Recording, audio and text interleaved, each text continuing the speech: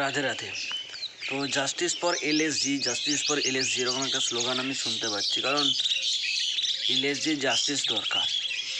সুনীল নারায়ণ সেই 2014 থেকে নিকোলাস পুরানের পিছু ছাড়েনি, যেখানে 2014 সুপার ওভারে সুনীল নারায়ণ 1 রান খরচ করেছিল, সম্ভবত 1 রান কিংবা 2 রান এরকম একটা রান খরচ করেছিল, এবং নিকোলাস পুরানকে স্ট্রাইকে রেখে দিয়েছিল, নন স্ট্রাইকে আসতে পর্যন্ত দেয়নি। এবং কালকেও সুনীল নারায়ণ সেম জিনিসটাই করেছে, সুপার ওভারে 3 বল করে, যার মধ্যে উইকেট 1 উইকেট। ও মাই গড, রোম্যান পাওয়েল, উড়তা হওয়া রোম্যান পাওয়েল পেছন দিকে যেতে যেতে জাম্প, ক্যাচ, মাটিতে পড়া, বল না ছাড়া সুপার ওভার, রিঙ্কু সিংয়ের ড্রামাটিক ফিনিশ, পরপর 3টা ছয়। ও গায়ের লোমগুলো সব দাঁড়িয়ে, হয়তো গায়ে কাটা দিয়ে উঠছে কালকের ইনিংসটা দেখে।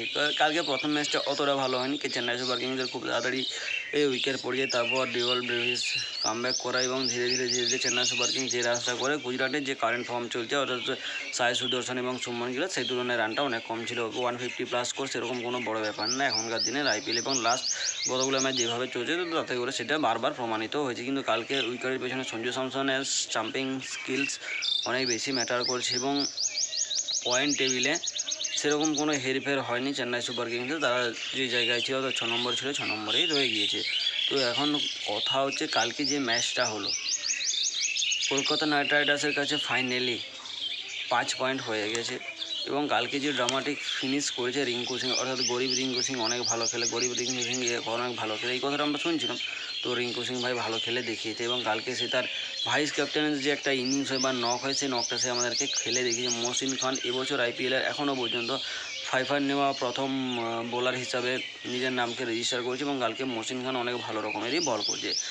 আর অপর দিক থেকে দেখতে গেলে কলকাতার তরফ থেকে সুনীল নারায়ণ, বৈভব, আর ওরা কী কথা বলবো, সুনীল নারায়ণের কী কথা বলবো, একটা মানুষ যে 14 বছর ধরে কলকাতায় জার্সি পরে খেলছে, এবং তারপরেও সেই প্রথম দিনেও তার যে মিস্ট্রি ছিল বা রহস্য ছিল, সেটা এখনও সেম রহস্য হয়ে রয়ে গেছে। নিকোলাস পুরান, এমনকি নিকোলাস পুরান ওয়েস্ট ইন্ডিজের জার্সিতে যখন সুনীল নারায়ণকে ফেস করতো, তো মানে অন্যান্য ব্যাটারের তুলনায় নিকোলাস পুরানের কাছে একটু বেশি এক্সপিরিয়েন্স আছে, এটা আমরা মেনে নিতে পারি বা আমরা মানতে বাধ্য, যেহেতু তারা সেম টিমের তো হয়েই খেলতো। কিন্তু সেম জিনিসটা কেন হচ্ছে না? নিকোলাস পুরানের কাছে আজও অনেক একটা বড় ধরনের রহস্য হয়ে রয়ে গিয়েছে সুনীল নারায়ণ, এবং সুনীল নারায়ণ কালকে তার সেই রহস্যময় স্পিনটাই দেখিয়েছে।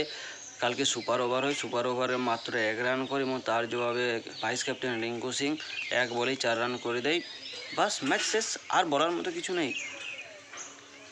কিচ্ছু বলার নেই। কলকাতা কালকে এক্সেপশনাল খেলে।